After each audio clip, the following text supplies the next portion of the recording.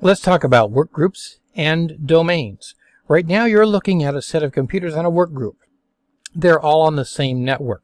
Again, this is down the road when we talk about IP addressing. So these are all on the same IP network. That is to say, they can all communicate with each other, and they are on a work group.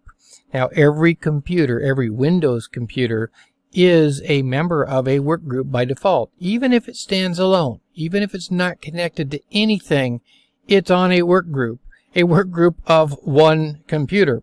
Let me show you the work group. I'm on a Windows 11 machine right now, and I'm going to go ahead and call up, I'm just going to type work group to make it easy. It's always easiest to find everything in Windows 11 by just typing it in the search and then looking for where the settings are.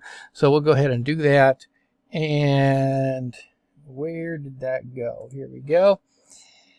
All right. I'm going to click change here. And now you see that I am on a work group, and the name of the work group is workgroup. So as long as all of these machines over here have the same work group name, and as long as they can all communicate with each other, they are on a work group together. They can share documents and folders if I turn, and printers, by the way, if I turn on file and printer sharing and then share out those documents. So I have to go through some steps to share them from one computer to another. But if I go ahead and do that sharing, and that is, we're not going to deal with how to do that right now, but if I go through that sharing process, then people on those other PCs can see those documents and printers that I share. The other option is a domain. Now let's, before I go into domains, let's switch pictures here. I'm going to add a server. Now this would be more likely in a corporate situation. This server is something we call a domain controller. Well, you can guess that it makes up a domain.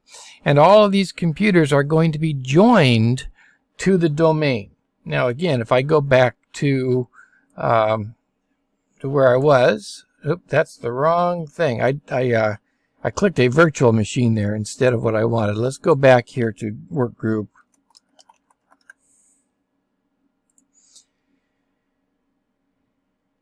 And call that, there we go. What I would do on this PC would be to click domain, and then I would have to put the name of the domain that this domain controller created. It could be roger.local or something like that.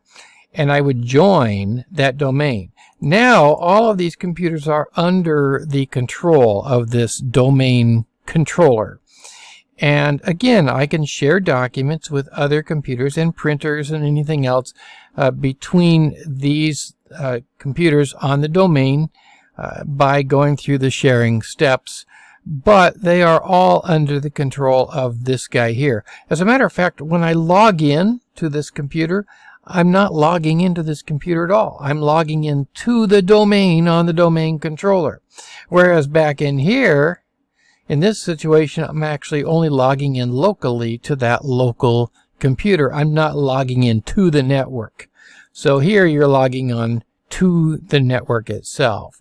So that's the basic difference between what a domain looks like and what a work group looks like. And remember, every computer is on one or the other, even if it's a standalone computer and it's not connected to anything.